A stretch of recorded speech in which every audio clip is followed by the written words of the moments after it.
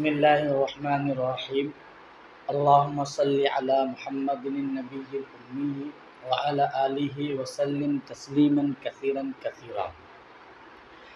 ترک رفع الیدین کے سلسلے میں 3 حدیث آپ کے سامنے پیش خدمت ہے۔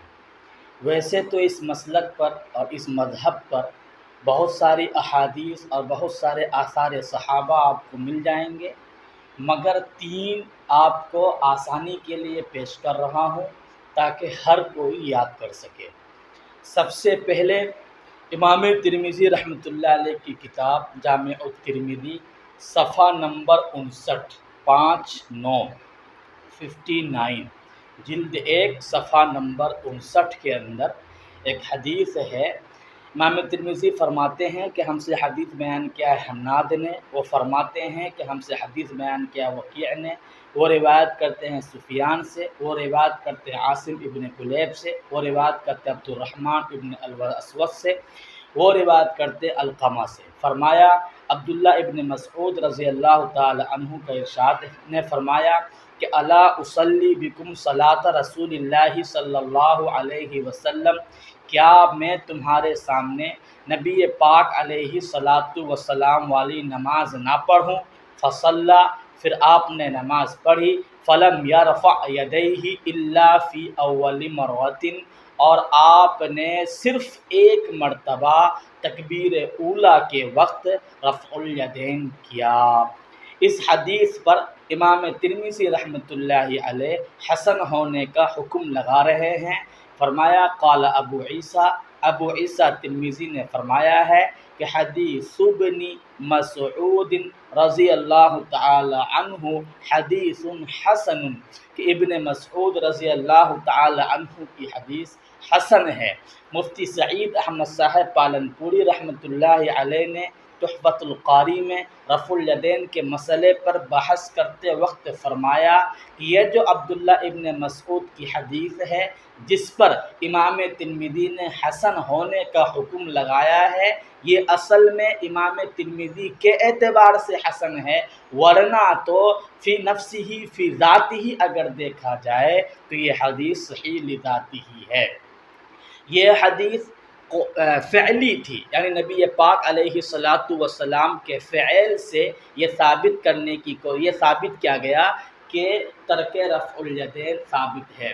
اور دوسری حدیث جو امام مسلم رحمۃ اللہ علیہ نے اپنے صحیح مسلم کے اندر لکھی ہے، صحیح مسلم جلد نمبر 1 صفحہ 181، صحیح مسلم جلد نمبر 1 صفحہ 181،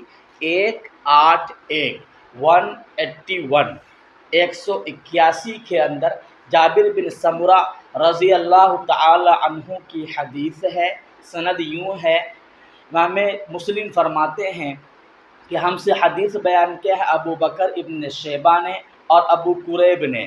یہ دونوں حضرات فرماتے ہیں کہ ہم سے حدیث بیان کیا ہے ابو معاویہ نے، وہ روایت کرتے ہیں اعمش سے، اور وہ روایت کرتے ہیں مسیب ابن رافع سے، اور وہ روایت کرتے ہیں تمیم بن طرفہ سے، اور وہ روایت کرتے ہیں جابر بن سمرہ رضی اللہ تعالی عنہ سے۔ قال، فرمایا خرج علینا رسول اللہ صلی اللہ علیہ وسلم، نبی پاک علیہ الصلاۃ والسلام ہمارے پاس تشریف لائے۔ فقال، اور فرمایا مالی اراکم رافعی ایدیکم، مجھے کیا ہوا ہے کہ میں تمہیں رفع الیدین کرتے ہوئے دیکھ رہا ہوں۔ رافعی ایدیکم، مجھے کیا ہوا ہے کہ میں تمہیں رفع الیدین کرتے ہوئے دیکھ رہا ہوں۔ کأنہا اذناب خیل شمل، ایسا لگتا ہے جیسے کہ یہ ہاتھ اٹھاتے وقت یہ ہاتھ ایسا لگتا ہے جیسے کہ سرکش گھوڑے کی پونچھ ہو۔ اسکنوا فی الصلاۃ، نماز میں سکون سے رہو۔ اسکنوا فی الصلاۃ، نماز میں سکون سے رہو۔ یہ حدیث بالکل صریح ہے، قولی ہے۔ حضور علیہ الصلاۃ والسلام نے ترک رفع الیدین کا حکم فرمایا ہے، اور یہی نہیں بلکہ رفع الیدین کو نماز کے خشوع کے خلاف قرار دیا ہے۔ یہ دو روایت آپ کے سامنے آ گئی ہیں، اور ایک تیسری روایت امام طحاوی رحمۃ اللہ علیہ نے اپنی کتاب میں لکھا ہے، اور امام شرح معانی الآثار جلد 1 صفحہ 163 163 کے اندر فرماتے ہیں کہ ان مجاہد، امام مجاہد رحمۃ اللہ علیہ سے مروی ہے، یہ مجاہد یہ امام حضرت عبداللہ ابن عمر رضی اللہ عنہ کے شاگرد رشید ہیں اور تفسیر کے بڑے امام شمار کیے جاتے ہیں۔ ان مجاہد سے مروی ہے، قال فرمایا صلیت خلف ابن عمر، کہ میں نے عبداللہ ابن عمر رضی اللہ عنہ کے پیچھے نماز پڑھی، فلم یکن یرفع یدیہ الا فی تکبیرۃ الاولی من الصلاۃ، اور انہوں نے رفع الیدین نماز کے اندر صرف اور صرف تکبیر اولیٰ کے وقت کیا، اس کے علاوہ نہیں کیا۔ تو یہ دیکھیے یہ اثر ہے، یہ عبداللہ ابن عمر کا کی یہ اثر اس لیے زیادہ اہمیت کا حامل ہے کیونکہ رفع الیدین کی جو حدیث باطل پیش کرتا ہے استدلال کے طور پر، اس کے راوی عبداللہ ابن عمر ہیں۔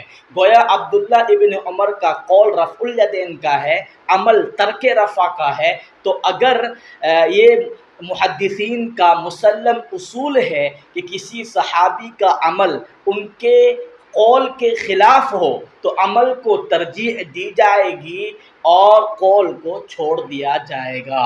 تو یہ تین آسان سی روایتیں ہیں، ایک فعلی روایت ہے عبداللہ ابن مسعود کی، امام ترمذی رحمۃ اللہ علیہ نے درج کی ہے، اور دوسری قولی روایت ہے صحیح مسلم کے اندر امام مسلم رحمۃ اللہ علیہ نے جابر بن سمرہ والی حدیث کو ذکر کیا ہے، اور تیسری یہ اثر ہے جناب عبداللہ ابن عمر رضی اللہ تعالی عنہ کی، یہ اسے آپ کو یاد رکھنا ضروری ہے۔ یہ تین چیزیں یاد رکھ لیجئے، انشاءاللہ شیطان الانس سے محفوظ ہونے میں مدد ملے گی۔ اللہ ہم تمام کو راہ مستقیم پر چلنے کی توفیق نصیب فرمائے۔